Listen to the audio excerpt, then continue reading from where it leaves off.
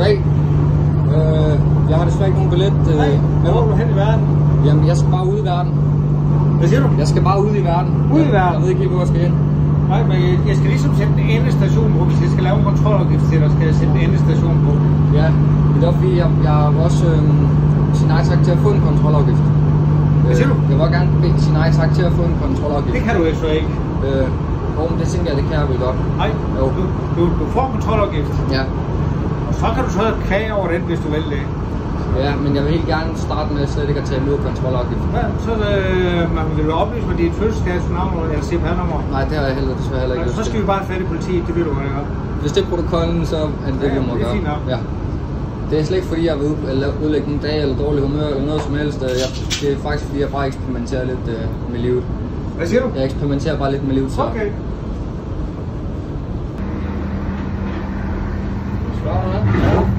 Har du oplevet det mange gange, eller noget, du har oplevet tit, eller? Det er første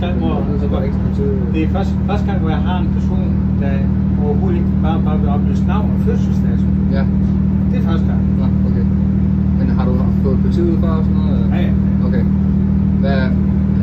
Bliver så beordret til politiet derfra, eller? Det kommer an på, om du vil oplyse noget til politiet. Hvis jeg får de oplysninger, de skal have, så laver vi bare kontrolafgiften, og så gør politiet man ikke mere ved det. Ja. Og hvis du ikke vil oplyse noget til det, så tager de den også med. Ja, ja. Jeg har tænkt lidt over, hvad jeg skal sige til dem, så nu må vi se. Men tak for det. Godt, ja. Så kan det godt være, at det koster noget, og det kan være, at det koster nogle kontrolafgifter og alt sådan noget. Men du kan jo komme meget længere, for nu laver vi den der til Odense. Men hvis du for eksempel siger, at jeg vil spille gerne til Aalborg, så du for skal have fat i politiet, og så kunne du komme hele vejen til Aalborg for samme pris. Ja, for de 57 der. Ja, præcis. Ja, det virker jo som en billet til dem også. Ja. Det er jo en, som du kører fra Valby til København. Ja. Eller du kører fra København til Aalborg. Ja, det kan jeg for de samme 750. Det er jo meget smart. Men jeg vil helst gerne undgå noget. Okay. Det er jo det, jeg skal se. Ja, ja.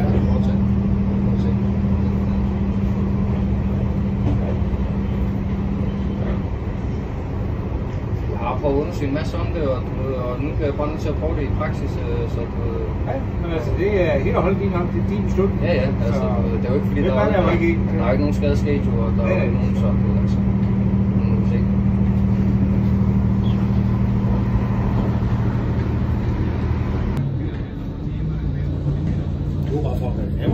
Ja, jeg ved det godt. Det er slet ikke fordi, jeg vil være noget uvenner eller noget. Eller ikke. Jeg vil bare gerne se, hvad der sker, og snakke med dem, jeg skal snakke med, hvis det skal være sådan. Så må vi se, hvor langt der kommer.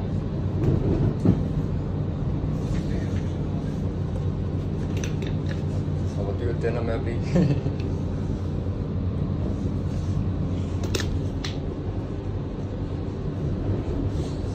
Og du vil hverken oplyse til fødselsdato, navn eller adresse? Ikke til dig, nej. Nej, det er fint. Det er fint. Jeg skal bare spørge. Ja, selvfølgelig. Ja. Så vender jeg bare tilbage til dig. Det er bare i orden, jeg venter her. Det er godt, du.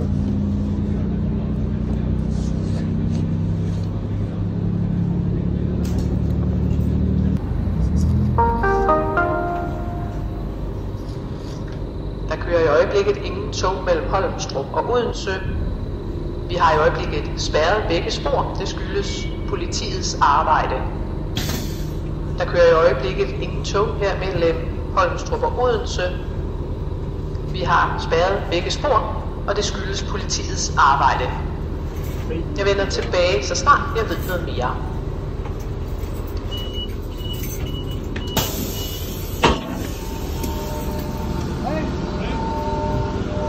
Goddag. Det er den unge mand der. Han vil ikke oplyse noget som helst for mig. Jeg vil bare lige sige, at jeg filmer bare lige for at blive klar over det. For min egen sikkerheds skyld. For din egen sikkerheds skyld? Ja. Jeg tænker på, om vi kunne gå et andet sted hen og snakke lige, hvor der ikke er så mange mennesker og sådan noget. Nej, jeg skal egentlig bare have dig til at oplyse, hvem du er. Jamen, det vil jeg rigtig gerne, selvfølgelig, som jeg er lovpligtig til. Men jeg helst ikke får en anden her. Men jeg vil selvfølgelig gerne til dig. Okay, så kommer du bare lige med mig. Ja. Jeg hedder Sofus.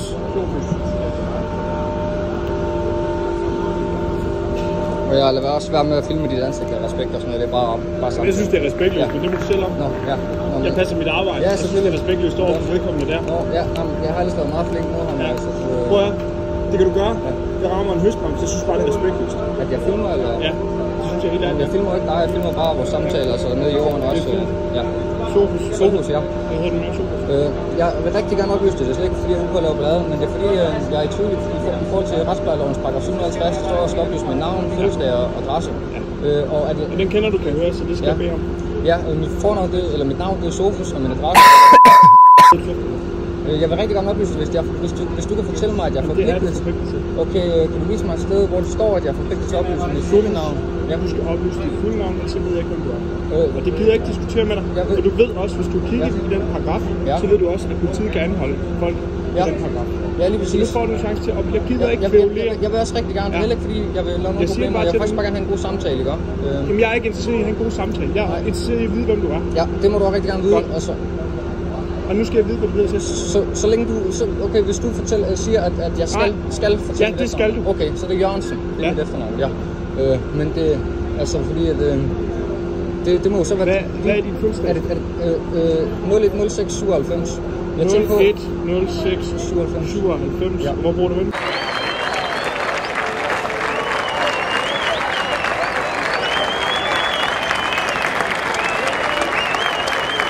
Men altså, jeg vil bare lige høre, om det er en fortolkning. Vi skal ikke diskutere at kvævlere lovgivning. Okay, det bliver nødt til at sige til dig. Ja, det er også lige okay. Der har du fuldstændig pligt. Hvad postnummer bor du? Du har heller ikke pligt til at svare på mine spørgsmål, det er jeg godt klar over. Jeg vil bare høre, om du har lyst til at have en god samtale. Hvad siger du? Jeg vil bare høre, om du har lyst til at svare på mine spørgsmål. Nej, fordi jeg synes, det er respektløst. Hvad er det, der er så respektløst? At du for det første, så synes du er forpligtet til en masse ting, blandt andet at filme og alt muligt andet. Og så holder du på din ret. Du er ikke oplyst til personale i DSB, hvem du er. Nej, det er jeg heller ikke forpligtet til. Fordi du skal have en afgift. Og så bruger du politiets tid på det her. Synes du helt ærligt, det er respekt? Altså, det synes jeg ikke, det er. Jamen, det er fordi, jeg vil gerne finde ud af... Og så bliver du ved med at kvævlere i en eller anden form for lovgivning, som du har læst noget om. Synes du, det er i orden? Altså, synes du, det er i orden at spille vores tid på det her? Det bliver jeg faktisk nødt til, fordi at jeg kan jo ikke finde ud af det anderledes. Synes du, det er i orden? Jeg kan ikke finde ud af det anderledes. Forstår du konceptuelt, hvad DSB laver? Ja, det er de danske statsbaner. De skal fragte folk. Ja. Hvis alle opførte sig som dig, tror du så, de var i stand til at gøre deres arbejde? Nej, men det er jo heller ikke... Så du vil per definition være obsternasi og sætte et eller andet i gang? Ja, det vil jeg sådan set. Foreløbig, så er det jo teori, ikke? Du har brugt tid, du har spildt folks tid. Du køber ikke en billet, vel udmærket, at du skal være klar over, at du skulle købe en billet, ikke? Det vidste du godt. Du kan ikke gøre for det, hvis du er retarderet, eller hvis du er mindre billet, så kan du ikke gøre for det. Nej. Det er godt klar over. Ja. Jeg tænker, at du normalt tænkte væsen, så du var godt klar over, at du skulle købe billet. Jo, altså... Ja. Men du er fri borger i et frit land. Du kan jo gå og cykle, som du har lyst til. Ja. Jeg kan ikke forstå, at du har nogen som helst intention i at spille folks tid på den nu. Nej, men det er heller ikke, fordi jeg er ude på at spille folks tid. Overhovedet ikke. Okay. Hans opgave, det er at tjekke billetter. Ja. Sørg for, at folk kommer godt igennem deres dag. Ja. Altså han... Stavs du med BH eller F? Men altså, jeg føler heller ikke, at jeg ødelagde hans dag, og han gik da også fint videre i hans arbejde. Han blev heller ikke særlig generet af, at jeg ikke ville vise ham billet. Han var da bare sådan, men så må jeg jo følge protokollen. Igen, hvad forestiller du dig skulle ske, hvis alle gjorde det, du gjorde? Ja, nej, men det er heller ikke, fordi jeg siger, at alle skal gøre det, jeg gør. Jeg vil bare gerne have påpeget, at altså, om der er en lov, der siger, at jeg skal betale for billetten, eller om det bare er... Jeg tænker, at du forstår, hvis du går i skole på et eller andet tidspunkt, jeg tænker, at folkeskolens pensum, det bliver noget med serviceydelser, ikke? Hvis du får gjort rent hjemme ved dig selv, så er det ikke gratis. Hvis der er nogen, der fragter dig et sted hen, så skal de have en eller anden form for betaling for det. Men om det er staten, eller om det er privat, jeg tænker, at du er klar over, at når det er en serviceydelse, at man skal betale for det? Jamen, jeg har også betalt masser af skat. Du har også betalt masser af skat, og DSB er jo ejet af den danske stat, Trafikministeriet, så det er jo vores borgers allesammens DSB. Så altså, jeg synes bare, at... eller ja, det er da bare en masse... Ja. Nu lever du i det repræsentative demokrati, og hvis der er nogen, der vil repræsentere din form for synspunkter, at du mener, at alt, hvad der offentligt skal være gratis, så må du stemme på dem. Indtil videre, så er det flertal, der bestemmer. Det er demokratiets lod. Ja, yes. Ja. Du repræsenterer nok en meget, meget lille del af dem, der mener, at alting skal være gratis. Jeg siger ikke, at alting skal være gratis. Jeg siger bare, at eller det kunne være dejligt, hvis de danske statsbaner var gratis, nu når de er ejet fuldt af... Så find et parti og stemme på det, eller stille op, og så præsentere den indtil videre. Indtil videre så er loddet for dig at bo i et demokrati. Du kan så vælge at lade være med at bo i demokratiet, så flytte jo. Men vi bor heller ikke i et demokrati. Vi har et indskrænket monarki. Ja. Nej. Jo. Vi lever i et repræsentativt demokrati. Monarkiet er som et præsidentskab. Hvor står der demokrati i vores grundlov? Der står ikke demokrati nogen steder. Der står indskrænket monarki. Du har faktisk repræsentativt demokrati. Det ultimative demokrati, det var, at vi altid stemte om alting. Jeg tænker, man kan ikke både have repræsentativt demokrati og indskrænket monarki på samme tid. Men det er vrøvl, det du siger. Nå. Der er ikke... Hvad du mener, monarkiet bestemmer? Jamen, jeg mener ikke... Nævn én ting, monarkiet bestemmer i forhold til Folketinget. Jeg tænker, at monarkiet bestemmer det hele, siden at dronningen skal skrive under på det jo. På det hele. Det er et gummistempel. Det er jo Folketinget, der bestemmer lovene. Nævn et eksempel, hvor monarkiet, det vil sige vores dronning eller kongen, er gået ind og overtrumfet Folketinget. Nævn et eksempel på det. Jamen... Nu skal du høre her, når du ikke har billet på stedet, så skal du forlade det her sted. Find din egen vej her i livet. Lad være med at spille andres tid. Okay. Hvis jeg finder dig herinde igen, nu står du og optager mig. Jamen, jeg optager selvfølgelig ned i jorden. Ja. Jeg har også sagt, at jeg optager ikke jeres ansigt og ren respekt, fordi det er slet ikke det, jeg er ude på. Det er jeg bare gerne have optaget. Ja. Samtalen. Igen, vanvittigt dumt. Jeg synes, du er respektløs. Ja. Jamen, jeg prøver slet ikke på at være respektløs. Nu bliver du bortvist derfra. Hvis du ikke har gyldig hjelm til at rejse med toget, så har du ikke noget ærne her. Så vil du blive anholdt. Okay. Forstår du det? Okay. Ja, godt. Yes, sæt kursen. Jo, tak for det, men ja. Men jeg har ikke brugt nogen lov. Sæt kursen. Nej, det er i orden.